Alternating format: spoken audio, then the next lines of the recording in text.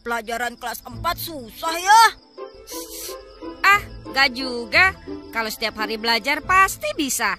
Kamu sih enak, pintar. Aku biarpun sering belajar tetap saja nggak bisa.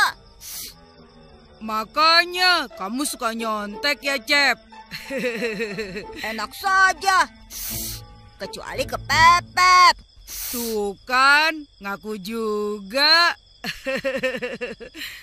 Encep tukang nyontek, Encep tukang nyontek, Encep tukang nyontek, Encep tukang nyontek, Encep tukang nyontek, Encep tukang nyontek. Sudah, jangan berisik. Bagaimana aku bisa belajar kalau begini? Ah?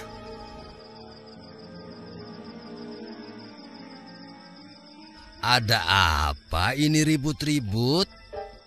Ini, Bah, Raffi sedang mengerjakan PR, tapi Enggus dan Cecep malah berisik. Sudah, jangan ribut terus.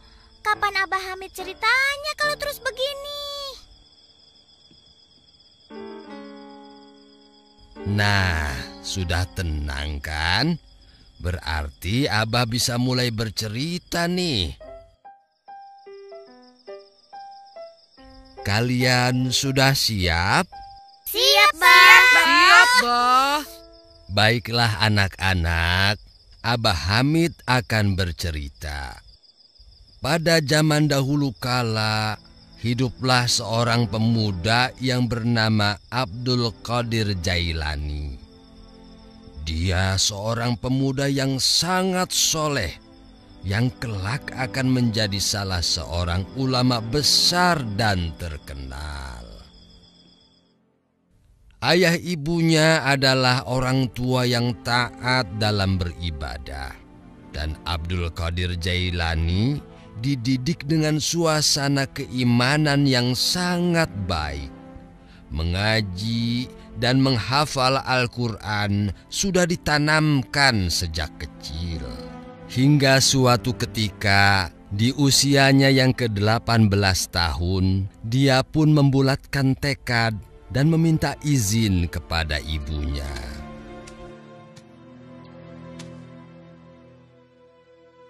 Alhamdulillah.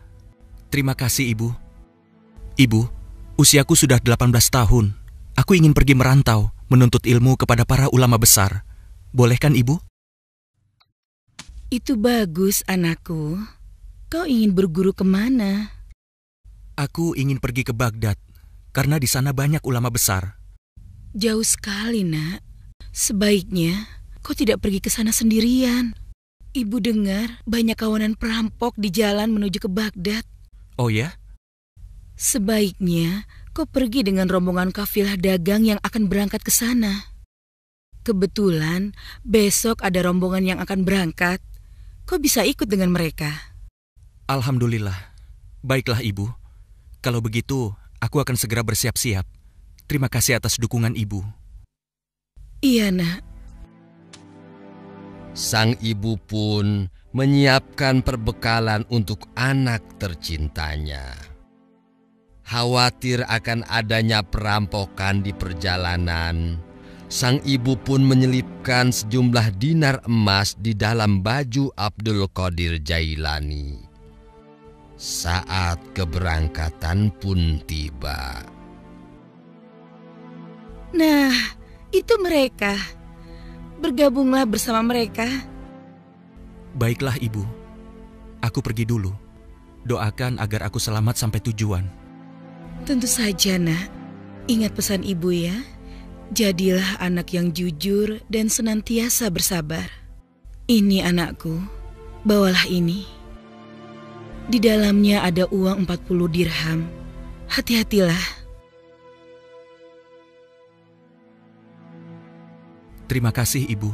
Iya, nak. Berangkatlah. Semoga kau selalu dalam lindungan Allah, nak. Demikianlah, Abdul Qadir pun pergi menuntut ilmu bersama rombongan kafilah dagang.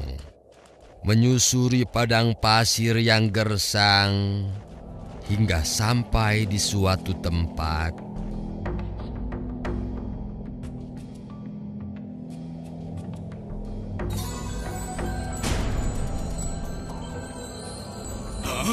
Perampok! Perampok! Ada perampok! Tidak. Wah, celaka kita! Celaka Ada kita. perampok! Habis semua barang dagangan! Aduh, habislah kita. Ayo, kepung mereka! Hea, hea, hea! Hea, hea! Hea, hea, hea! Hea! Bersiaplah kalian semua! Lalu, Bah, mereka dirampok ya akhirnya. Ih, takut. Demikianlah, Abdul Qadir pun tidak luput dari sasaran para perampok. Cepat, serahkan semua harta benda Bagaimana kalian. ini? Jangan Tuhan, Celaka kita. ampun. Itu juga termasuk. Habislah kita. Hei, anak muda, kemari. Iya, Tuan. Mana hartamu yang paling berharga? Ini, Tuan. Hah? Hei, kamu ini gila ya? Harta yang paling berharga. Dengar tidak? Iya, ini, Tuan. Ini harta saya yang paling berharga. Hah? Apa ini? Hah? Bodoh! Masa kau tidak membawa uang? Angkat tanganmu, biar aku geledah. Iya, Tuan. Ayo cepat! Turunkan aku dulu, Tuan.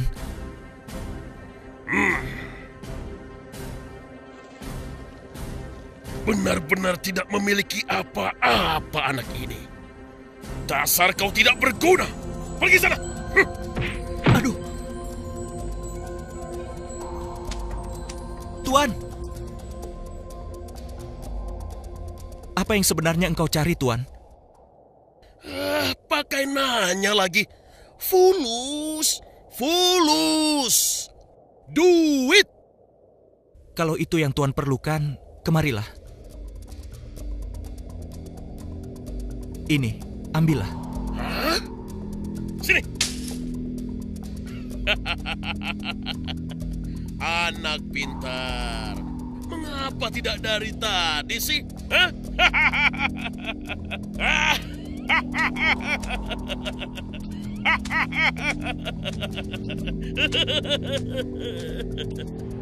Hei, ada yang aneh dengan anak itu.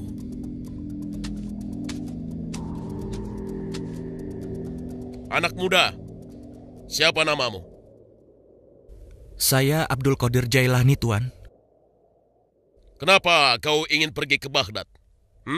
Saya ingin belajar, Tuan, karena di sana banyak sekali ulama-ulama besar. Apa bekalmu untuk hidup di sana? Selain buku-buku ini, sudah tidak ada lagi, Tuan. Kalau tidak ada lagi, mengapa kau berikan padaku? Hah? Karena Tuan mencarinya, dan aku berpikir pasti Tuan memerlukannya. Hah? Selain itu, aku juga sudah berjanji pada ibuku untuk senantiasa jujur dalam kata-kata dan segala tindakanku. Hah? Lalu bagaimana kau bisa hidup sementara ku ambil semua? Sesungguhnya rizki itu di tangan Allah. Allah lah yang akan mengatur semuanya.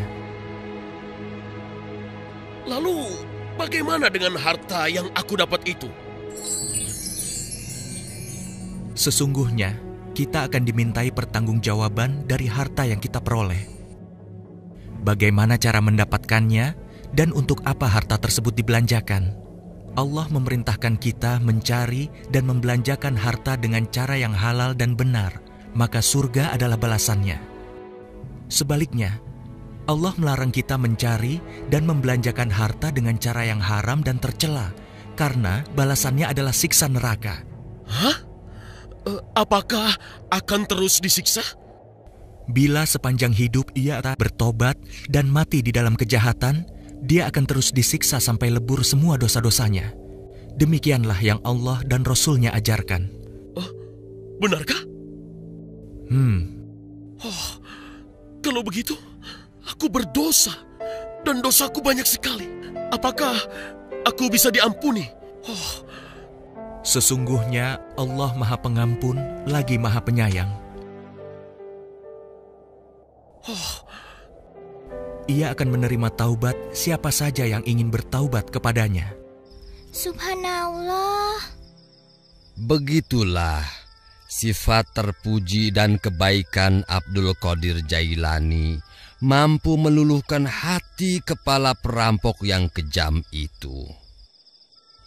Sejak saat itu, sang kepala perampok bertaubat dan menjadi murid Abdul Qadir Jailani.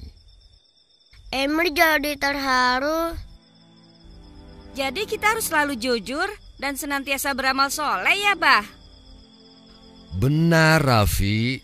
Dan semua itu harus dilandasi iman dan takwa kepada Allah. Bila demikian, pasti Allah akan melindungi dan memberkahi kita, menjaga kita dari mara bahaya, melindungi kita dari perbuatan dosa, dan mencukupkan keperluan kita. Cukup makan, cukup minum. Dasar, pikirannya makanan melulu. Ayah wae.